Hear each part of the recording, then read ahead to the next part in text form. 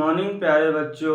और आज की क्लास में बच्चों हम आप लोगों को राष्ट्रपति का निर्वाचित होने का योग्यता बताएंगे।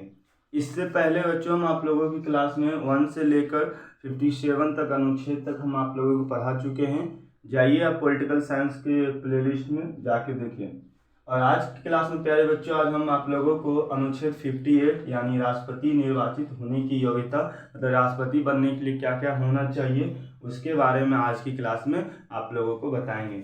चलिए बच्चों ध्यान दीजिए, जैसे कि अगर आप भारत का राष्ट्रपति बनना चाहते हैं तो उसमें अनुच्छेद 58 में लिखा गया है कि भारत का नागरिक होना चाहिए। अगर आप भारत का राष्ट्रपति बनना चाहिए तो पहले आपको भारत की नागरिकता प्राप्त करना चाहिए, यानी भारत के ही नागरिक होना चाहिए। उसके बाद दूसरी बात होना चाहिए कि वह 35 वर्ष का आयु पूरी कर चुका होगा तो ही भारत की राष्ट्रपति बन सकता है।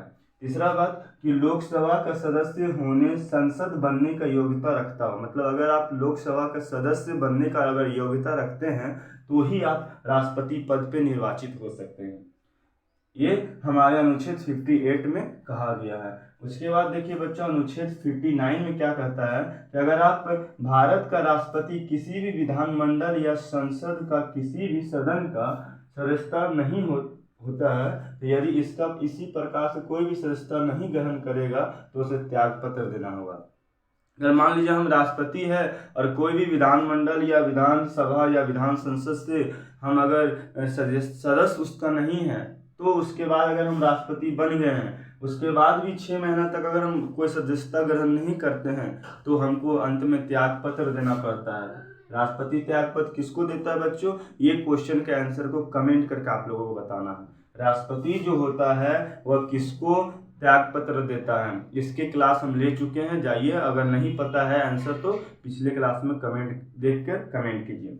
चलिए बच्चों आगे इसमें बोलता है कि राष्ट्रपति विधि द्वारा निर्धारित वेतन भत्ता और शासकीय आवास का एक आधार होगा। मतलब जो अगर राष्ट्रपति जो राष्ट्रपति होंगे वो वेतन भत्ता, जैसे कि किसी सरकारी वर्कर है उसका वेतन भत्ता जो निर्धारित करता है वो कौन करता है, राष्ट्रपति करते हैं। और जो आवास, जैसे सरकारी आवास मिलता है उसका भी देखरेख कौन करता है, राष्ट्रपति ही करते हैं। उसके बाद देखिए राष्ट्रपति का उपलब्धियां और वेतन भत्ते पदावली के दौरान कम नहीं किया जा सकता है। अगर मान लीजिए आप राष्ट्रपति बन चुके हैं तो आप जब तक राष्ट्रपति रहेंगे तब तक आपका पद को हटा कोई नहीं सकता है और उसमें वेतन को कमी कोई नहीं कर सकता, कम नहीं कर सकता, ज़्यादा कर सकता है, वेतन कम कभी नहीं किया जाता है। और आपको ये कमेंट करके बताना है बच्चों कि राष्ट्रपति के पद से हटाने वाली प्रक्रिया को क्या कहा जाता है, कौन हटा सकता है राष्ट्रपति को, ये भी हम क्लास ले चुके हैं। आप लोग इस क्वेश्चन के आंसर को भी कमेंट कीजिए। चलिए बच्चों आज की क्लास में इतना ही, फिर मिलते हैं नेक्स्ट क्लास में। आपको नेक्स्ट क्लास में आप लोगों को बताएंगे आगे के अनुच्छेद। तब तक के लिए वेट कीजिए। बाय बाय, टेक केयर बच्चों।